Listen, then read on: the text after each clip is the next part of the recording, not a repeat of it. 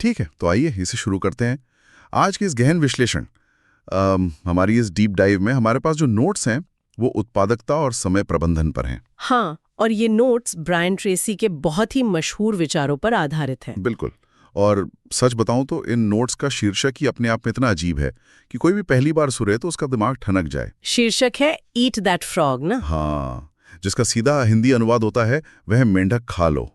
अब जाहिर सी बात है, किसी के भी मन में सबसे पहला सवाल यही आएगा कि भाई मेंढक खाने की बात क्यों हो रही है। सही बात है। मतलब कोई इंसान सुबह सुबह उठकर एक जिंदा मेंढक क्यों खाना चाहेगा। लेकिन इस अजीबोगरीब नाम के पीछे ना हमारी रोजमर्रा की जिंदगी की एक बहुत बड़ी समस्या छिपी है। बिल्कुल, और ये नाम असल में ध्यान खींचने के लिए ही रखा गया है।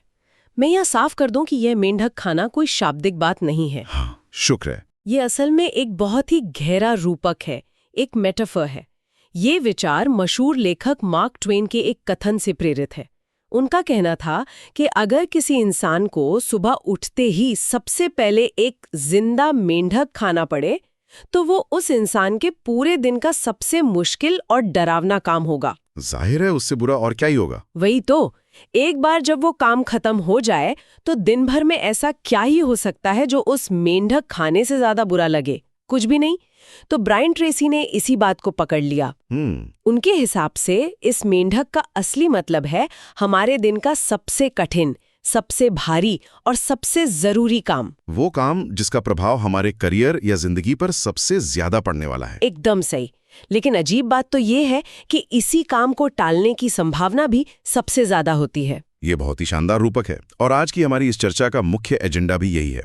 हम सब मिलकर यह समझना चाहते हैं कि लोग जरूरी कामों को क्यों टालते हैं, जिसे हम आम भाषा में प्रोक्रेस्टिनेशन या टालमटोल कहते हैं। हाँ, और कैसे अपने दिन के सबसे बड़े मेंढक को खाकर हम अपनी उत्पादकता को बिल्कुल चरम पर ले जा सकते हैं। तो चलिए इस टालमटोल की बीमारी की जड़ को ही थोड़ा गहराई से समझते हैं। हम सबके साथ अक्सर ऐसा होता है ना। बिल्कुल होता है। मान लीजिए कोई बहुत ही जरूरी रिपोर्ट बनानी है या किसी बड़े प्रोजेक्ट की शुरुआत करनी है, लेकिन उसे करने के बजाय अचानक से कमरे की सफाई करना दुनिया का सबसे जरूरी काम लगने लगता है। हाँ, या डेस्क की पुरानी फाइलों को तरतीब में लगाना। हाँ, या किसी ऐसे ईमेल का लंबा चौड़ा जवाब टाइप करना जिसकी कोई खास अहमियत ही नहीं है। मैं सोच रहा था कि ये अजीब सा बर्ताव आखिर होता क्यों है। इसके पीछे ना मनोविज्ञान का एक बड़ा ही दिलचस्प पहलू काम करता है। हमारा दिमाग इस तरह से डिजाइन किया गया है कि वो हमेशा आसान रास्ता खोजता है। जो काम दिमागी या शारीरिक तौर पर मुश्किल होता है, दिमाग उसे एक खतरे या दर्द की तरह देखता है। तो वो उससे बचना चाहता है। बिल्कुल। जब कोई बहुत बड़ा और जरूरी काम सामने होता है तो दिमाग में एक तरह का घर्षण, एक फ्रिक्शन पैदा होता है। इससे बचने के लिए दिमाग उन छोटे और आसान कामों की तरफ भागता है जिन्हें तुरंत पूरा किया जा सके। जैसे वो ईमेल वाला उदाहरण। हाँ, क्योंकि हर बार जब कोई छोटा काम पूरा होता है ना, तो दिमाग को डोपामाइन नाम के रसायन की एक छोटी सी खुराक मिलती है। हाँ, तो हमें अच्छा महसूस होता है। सही कहा। यह हमें एक झूठा एहसास दिलाता है कि हम बहुत प्रोडक्टिव काम कर रहे हैं, जबकि असल में हम सिर्फ उस बड़े काम से भाग रहे होते हैं। यानी हम खुद को ही धोखा दे रहे होते हैं। हम व्यस्त तो होते हैं लेकिन असरदार बिल्कुल नहीं होते। एकदम सटीक बात कही आपने। व्यस्त होना और उत्पादक होने में बहुत बड़ा फर्क है। और इसी बिंदु पर ब्रायन ट्रेसी का एक बहुत ही गहरा विचार सामने आता है। उनका स्पष्ट मानना है कि सफलता और असफलता का फर्क अक्सर इसी बात से तय होता है कि कौन सा काम पहले किया जाता है। अगर हम सफल लोगों की दिनचर्या को देखें तो वे भी उसी दुनिया में रहते हैं जहां काम का बोझ बहुत ज्यादा है और समय बहुत कम। उनके पास भी दिन में केवल 24 घंटे ही होते हैं। बिल्कुल, लेकिन उनका रहस्य ये है कि वे आसान कामों के जाल में नहीं फंसते। वे अपने दिन की शुरुआत उस सबसे मुश्किल काम से करते हैं जो असल में मायने रखता है, जो उनके लक्ष्यों के लिए सबसे जरूरी है। तो अगर समस्या ये टालमटोल है और हमारा दिमाग लगातार आसान रास्ते ढूंढ रहा है, तो इस चक्र को तोड़ा कैसे जाए? यही सबसे बड़ा सवाल है। इन नोट्स को पढ़ते हुए एक बात जो बहुत स्पष्ट रूप से उभर कर आती है वो ये है कि समाधान का सबसे पहला कदम है स्पष्टता, क्लैरिटी। अगर किसी को यही नहीं पता कि उसे जाना कहाँ है तो कितनी भी तेज दौड़े कहीं नहीं पहुंचेगा। धुंधले लक्ष्यों के साथ इंसान सिर्फ गोल गोल घूमता रहता है। सही कहा। सबसे पहले ये जानना जरूरी है कि आखिर करना क्या है। और ये स्पष्टता सिर्फ हवा में सोचने से नहीं आती। इन विचारों के पीछे एक पूरा विज्ञान काम करता है। मैं बता रही थी ना, हाँ। लक्ष्यों को सिर्फ दिमाग में रखना काफी नहीं है, उन्हें कागज पर लिखना बहुत जरूरी है। कागज पर लिखना। हाँ, मनोविज्ञान बताता है कि जब हम किसी लक्ष्य को कागज पर लिखते हैं तो वो सिर्फ एक अमूर्त विचार नहीं रहता, बल्कि एक भौतिक वास्तविकता का रूप ले लेता है। एक फिजिकल रियलिटी बन जाता है। बिल्कुल, ये एक तरह का न्यूरोलॉजिकल सिग्नल है।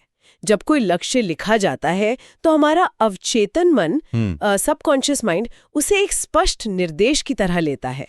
वो समझ जाता है कि ये काम अब एक प्राथमिकता है और फिर वो उसी दिशा में अवसर और समाधान खोजने लगता है। बिना लिखे हुए लक्ष्य ना सिर्फ इच्छाएं होती हैं, जिनमें कोई ऊर्जा नहीं होती। ये कागज पर लिखने वाली बात बहुत ही प्रभावशाली है, लेकिन अक्सर जब प्लानिंग या लक्ष्यों को लिखने की बात आती है तो लोग एक बहुत ही आम बहाना बनाते हैं। हाँ, कि मेरे पास समय नहीं है। बिल्कुल। अरे मेरे पास इन सब चीजों के लिए समय नहीं है, मुझे बहुत काम करना है। लेकिन यहाँ जो गणित समझाया गया है वो सच में आंखें खोलने वाला है।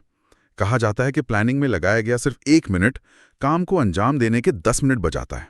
ये बिल्कुल सही है और इसे एक बहुत ही आसान उदाहरण से समझा जा सकता है। कल्पना कीजिए कि किसी अनजान शहर में बिना नक्शे या जीपीएस के गाड़ी चलानी पड़ रही है। वो तो बहुत ही तनावपूर्ण होगा। हाँ, गाड़ी बहुत तेजी से चल रही है, पेट्रोल भी खर्च हो रहा है, पूरी मेहनत से ड्राइविंग हो रही है, लेकिन क्योंकि सही दिशा नहीं पता तो इंसान सिर्फ गोल गोल घूम रहा है। वो थक जाएगा लेकिन मंजिल तक नहीं पहुंचेगा। एकदम सही। प्लानिंग वो नक्शा है। अगर कोई दिन की शुरुआत करने से पहले सिर्फ 10 से 12 मिनट लगाकर अपने कामों की सूची बना ले तो वो पूरे दिन में लगभग 100 से 120 मिनट यानी करीब 2 घंटे का समय बचा सकता है। बाप रे, 2 घंटे। हाँ, ये समय का शायद सबसे बेहतरीन निवेश है। ये नक्शे वाला उदाहरण ना बहुत सटीक है। बिना प्लानिंग के काम करना वाकई बिना नक्शे के गाड़ी चलाने जैसा है। और इन नोट्स में एक और बेहतरीन सलाह दी गई है कि ये प्लानिंग सुबह उठकर नहीं करनी चाहिए। हाँ, बल्कि एक रात पहले ही कर लेनी चाहिए। तो अगले दिन की लिस्ट रात को ही बन जानी चाहिए। इसके पीछे भी शायद कोई मनोवैज्ञानिक कारण है। 100%। इसके पीछे निर्णय लेने की थकान, डिसीजन फटीग का विज्ञान काम करता है। Decision fatigue? अच्छा।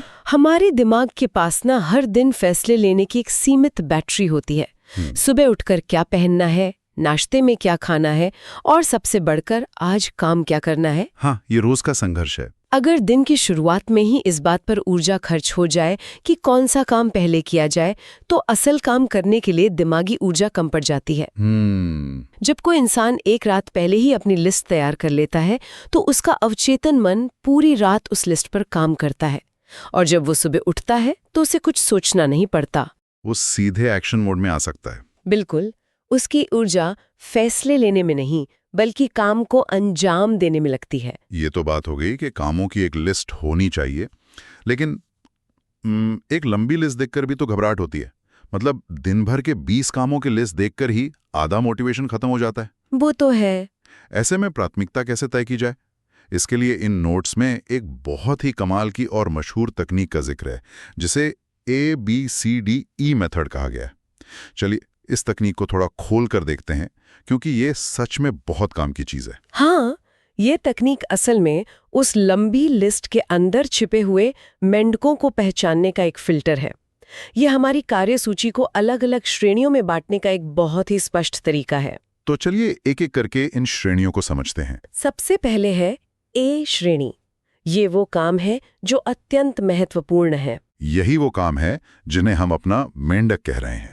और नकारात्मक परिणाम हो सकते हैं, जैसे कोई क्लाइंट प्रेजेंटेशन जो आज ही जानी है। समझ गया। उसके बाद आती है बी श्रेणी।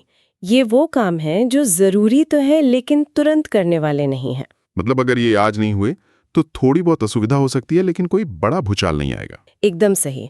और फिर आती है सी श्रेणी।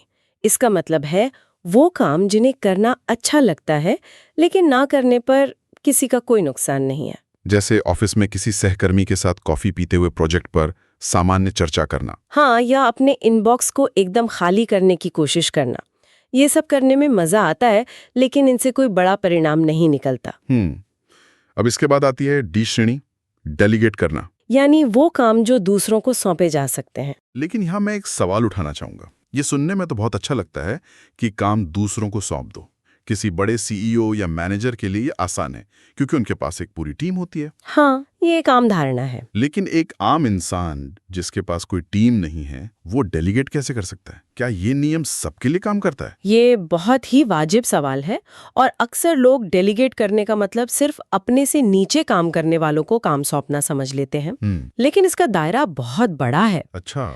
डेलीगेट करने का असली मतलब है ये पहचानना कि क्या ये काम सिर्फ मुझे ही करना है। उदाहरण के लिए, क्या किसी काम के लिए तकनीक या ऑटोमेशन का इस्तेमाल किया जा सकता है? हाँ, जैसे कोई सॉफ्टवेयर जो अपने आप रिपोर्ट जनरेट कर दे। बिल्कुल। या क्या किसी ऐसे सहकर्मी से मदद ली जा सकती है जो उस खास काम में ज्यादा माहिर हो और बदले में आप उसका कोई ऐसा काम कर दें जिसमें आप माहिर हो? ये तो आपसी सहयोग हुआ। हाँ। या फिर निजी जिंदगी में क्या कुछ समय बचाने के लिए किसी सर्विस का इस्तेमाल किया जा सकता है? डेलीगेट करने की मानसिकता ये है कि अपना सारा कीमती समय सिर्फ और सिर्फ ए श्रेणी के कामों के लिए बचाया जाए। ये नजरिया बिल्कुल नया है। ऑटोमेशन या आपसी सहयोग भी डेलीगेशन का ही हिस्सा है। और फिर अंत में आती है ई श्रेणी, एलिमिनेट करना। यानी पूरी तरह से हटा देना। ये वो काम है जो शायद कभी जरूरी रहे होंगे लेकिन अब बस एक आदत बन चुके हैं। जैसे कोई पुरानी रिपोर्ट जिसे अब कोई नहीं पढ़ता। हाँ, या कोई ऐसी साप्ताहिक मीटिंग जिसका कोई निष्कर्ष नहीं निकलता। इन चीजों को लिस्ट से बेरहमी से काट देना चाहिए। तो इस पूरी ABCDE तकनीक को समझने के बाद सबसे कड़ा नियम क्या बनता है? सबसे कड़ा और सुनहरी नियम ये है कि जब तक ए श्रेणी का एक भी काम बचा हुआ है, तब तक B या C श्रेणी के किसी भी काम को हाथ नहीं लगाना चाहिए। ये बहुत मुश्किल है ना? अक्सर लोग दिन भर C श्रेणी के काम करते रहते हैं, खुद को व्यस्त महसूस करते हैं और शाम को थककर कहते हैं कि A श्रेणी के काम के लिए समय ही नहीं बचा। यही सबसे बड़ी गलती है। और मान लीजिए अगर किसी की लिस्ट में 2 A श्रेणी के काम हैं, मतलब 2 बहुत ही जरूरी और बड़े काम है, तब क्या किया जाए? यहीं पर वो मजेदार नियम आता है। हाँ, वो थोड़ा अजीब सा नियम। अगर 2 मेंढक हैं तो पहले सबसे बदसूरत और बड़ा मेंढक खाइए। बिल्कुल। इसका सीधा सा मतलब है कि अगर 2 बेहद कठिन काम सामने हैं तो हमेशा उस काम से शुरुआत करनी चाहिए जो ज्यादा बड़ा हो, ज्यादा मुश्किल हो और जिसके परिणाम सबसे ज्यादा महत्वपूर्ण हो। आसान वाले से नहीं, बल्कि सबसे चुनौतीपूर्ण काम से भिड़ जाना चाहिए। लेकिन मैं सोच रहा था कि इस मुश्किल काम को सुबह सबसे पहले ही क्यों करना चाहिए, दोपहर या शाम को क्यों नहीं? इसके पीछे हमारी शारीरिक और मानसिक ऊर्जा का चक्र काम करता है। सुबह के समय इंसान की इच्छा शक्ति, विल पावर, उसका फोकस और उसकी ऊर्जा अपने चरम पर होती है। ऊर्जा कम होने लगती है। शाम तक आते आते दिमाग थक चुका होता है और वो किसी भी बड़े या जटिल काम से बचने के बहाने ढूंढने लगता है। तो मतलब जब ऊर्जा का स्तर सबसे ऊंचा हो तभी सबसे बड़े दुश्मन यानी सबसे बड़े मेंढक का सामना करना चाहिए। एकदम सही। और जब वो बड़ा काम सुबह सुबह ही पूरा हो जाता है ना, तो जो मनोवैज्ञानिक असर होता है वो कमाल का होता है। इन नोट्स में मोमेंटम यानी एक गति या लय बनने की बात कही गई है। हाँ, ये बहुत जरूरी पॉइंट है। जब दिन का सबसे डरावना काम पहले ही घंटे में खत्म हो जाता है तो दिमाग में एंडोर्फिन रिलीज होते हैं। एक गजब की जीत का एहसास होता है। दिमाग सोचता है, वाह, आज कुछ बहुत ही सार्थक और बड़ा काम किया है। बिल्कुल। और इस एक जीत से इतना आत्मविश्वास बढ़ता है कि बाकी पूरे दिन की उत्पादकता अपने आप आसमान छूने लगती है। इसके बाद लिस्ट के बाकी काम बहुत छोटे और आसान लगने लगते हैं। वो मोमेंटम पूरे दिन को एक अलग ही ऊर्जा दे देता है। और अगर हम इसे एक बहुत ही बड़ी तस्वीर से जोड़कर देखें तो एक कड़वा सच सामने आता है। वो क्या? समय बहुत सीमित है। ये एक ऐसी सच्चाई है जिसे स्वीकार करना थोड़ा मुश्किल होता है, लेकिन कोई भी इंसान सब कुछ नहीं कर सकता। हाँ, ये तो है। हमारी कामों की सूची हमेशा हमारे पास मौजूद समय से लंबी ही रहने वाली है। चाहे हम कितनी भी मेहनत कर लें, कुछ न कुछ तो छूटेगा ही। जो लोग असल में स्मार्ट होते हैं वे इस बात को बहुत जल्दी समझ जाते हैं कि वे सब कुछ करने की कोशिश नहीं कर सकते। तो वो क्या करते हैं? इसके बजाय वे इस बात पर ध्यान लगाते हैं कि कौन सी चीजें छोड़नी है और कौन सी सही चीजें करनी है। उनका पूरा फोकस सिर्फ उन चुनिंदा कामों पर होता है जिनका प्रभाव सबसे विशाल होता है। लेकिन आज की इस आधुनिक दुनिया में ये फोकस बनाए रखना शायद इंसानियत के इतिहास में सबसे मुश्किल काम हो गया है। आज हमारे चारों तरफ ध्यान भटकाने वाली चीजों यानी डिस्ट्रैक्शंस का एक पूरा जाल बिछा हुआ है। हाँ, डिस्ट्रैक्शन तो हर जगह है। सोशल मीडिया की कभी खत्म न होने वाली फीड, हर 2 मिनट में फोन पर बजने वाले नोटिफिकेशंस, व्हाट्सएप के मैसेजेस या फिर ऑफिस में अचानक होने वाली बेमतलब की चर्चाएं, ये सब चीजें हमारे ध्यान को टुकड़ों में बांट देती हैं। ये आज के समय की सबसे बड़ी त्रासदी है। इसे हम डीप वर्क की हत्या कह सकते हैं। कोई भी बड़ा और महत्वपूर्ण काम, कोई भी बड़ा मेंढक बिना डीप वर्क यानी बिना गहरी एकाग्रता के पूरा नहीं हो सकता। विज्ञान बताता है कि हर बार जब हमारा ध्यान टूटता है, मान लीजिए किसी ने सिर्फ एक मैसेज चेक करने के लिए फोन उठाया, तो उसे वापस उसी एकाग्रता के स्तर पर आने में लगभग 20 से 25 मिनट लग जाते हैं। 20 से 25 मिनट सिर्फ एक बार ध्यान टूटने पर? हाँ, इसे स्विचिंग कॉस्ट कहते हैं। जब ध्यान बार बार टूटता है तो उत्पादकता तेजी से जमीन पर आ गिरती है। तो इस डिस्ट्रैक्शन के जाल से बचने का हथियार क्या है? अक्सर लोग कहते हैं कि उन्हें काम करने के लिए मोटिवेशन नहीं मिल रहा। तो क्या मोटिवेशन ही इसका समाधान है? यहीं पर सबसे बड़ी गलतफहमी होती है। मोटिवेशन एक भावना है, एक जज्बात है। ये मौसम की तरह है, कभी होता है, कभी नहीं होता। सही बात है, हर दिन एक जैसा महसूस नहीं होता। कोई भी इंसान हर दिन हर समय काम करने के लिए प्रेरित या मोटिवेटेड महसूस नहीं कर सकता। समाधान मोटिवेशन नहीं बल्कि अनुशासन है, सेल्फ डिसिप्लिन। अनुशासन वो ताकत है जो इंसान को तब भी काम करने पर मजबूर करती है जब उसका बिल्कुल भी मन नहीं हो रहा होता है।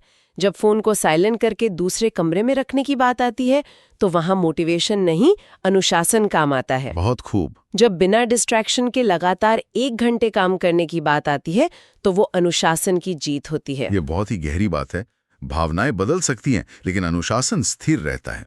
और जब इसी अनुशासन के साथ कोई इंसान लगातार अपने सबसे जरूरी काम को पहले करने लगता है तो कुछ समय बाद ये उसकी आदत बन जाती है। और एक बार जब ये आदत बन जाए तो फिर दिमाग को घर्षण महसूस नहीं होता। इस पूरी प्रक्रिया में एक और बहुत बड़े भ्रम पर बात करना जरूरी है, जिसे आजकल बहुत महिमा मंडित किया जाता है।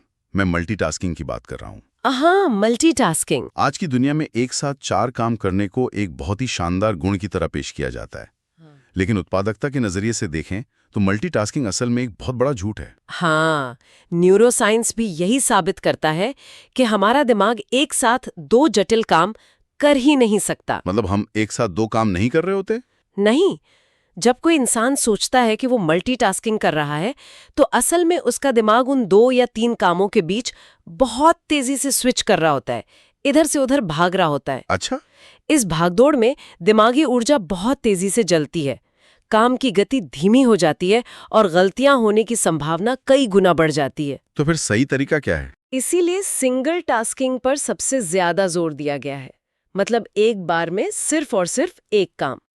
अपनी लिस्ट से सबसे बड़ा मेंढक चुनें, उस पर अपना पूरा 100% ध्यान केंद्रित करें और तब तक अपनी जगह से ना हिलें जब तक कि वो पूरी तरह से खत्म न हो जाए। इससे काम जल्दी भी होता है और उसकी गुणवत्ता भी बेहतरीन होती है। बिल्कुल। एक बार में एक काम, यही असली मंत्र है। और इसके साथ ही खुद को लगातार बेहतर बनाने की बात भी बहुत अहम है, जिसे कंटिन्यूअस इम्प्रूवमेंट कहा जाता है।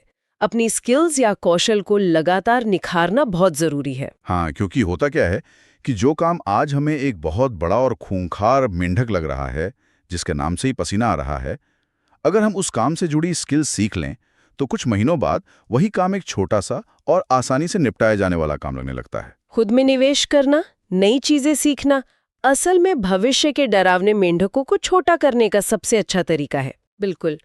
अगर इस पूरी विस्तृत चर्चा को एक बहुत ही व्यावहारिक सिस्टम में पिरोया जाए तो प्रक्रिया कुछ इस तरह दिखेगी। बताइए। सबसे पहला कदम, हमेशा अपने लक्ष्यों को स्पष्ट रूप से कागज पर लिखें। दूसरा कदम, एक रात पहले उन लक्ष्यों के आधार पर अगले दिन की एक टास्क लिस्ट तैयार करें ताकि सुबह निर्णय लेने की थकान ना हो। तीसरा कदम, उस लिस्ट पर ABCDE मेथड लगाएं।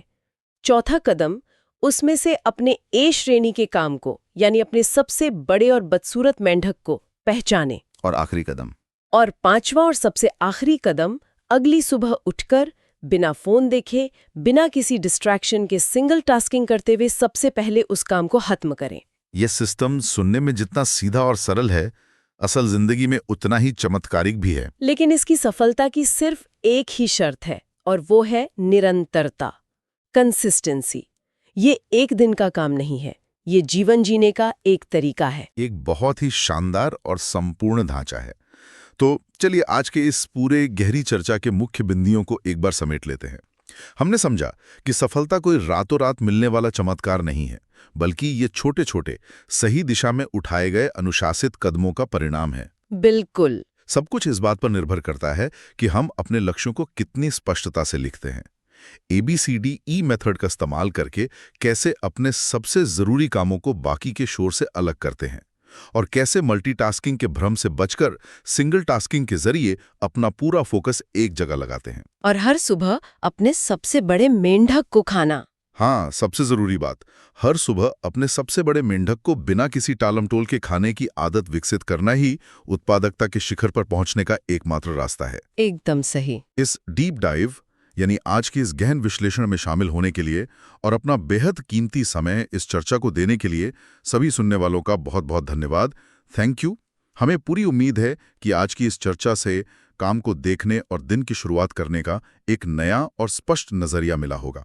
और चर्चा को खत्म करने से पहले मैं एक विचार यहाँ छोड़ना चाहूंगी, जिस पर हर किसी को एकांत में विचार करना चाहिए। जरूर। हमने इस पूरे विश्लेषण में मेंढक के रूपक को बहुत गहराई से समझा। हम हमेशा इस बात से डरते हैं कि वो मेंढक कितना बदसूरत है, वो काम कितना भारी और मुश्किल है, और इसी डर से हम उसे टालते रहते हैं। लेकिन जरा शांत दिमाग से सोचिए, क्या उस काम का मुश्किल होना सच में एक बाहरी वास्तविकता है या ये सिर्फ हमारे अपने ही दिमाग का पैदा किया हुआ एक डर है? शायद जिस दिन हम सब बिना टालमटोल किए, बिना बहाने बनाए उस मेंढक को खाने की आदत डाल लेंगे, तब हमें ये एहसास होगा कि वो काम असल में उतना डरावना था ही नहीं जितना बड़ा दानव हमने उसे अपने ख्यालों में बना रखा था। सच में? तो कल सुबह जागने के बाद जब सामने दिन का सबसे मुश्किल काम आए, तो खुद से सिर्फ एक सवाल पूछेगा, क्या आप सच में उस काम की मुश्किल से भाग रहे हैं या उस काम को लेकर अपने ही मन के बनाए हुए डर से? ये सोचने लायक बात है।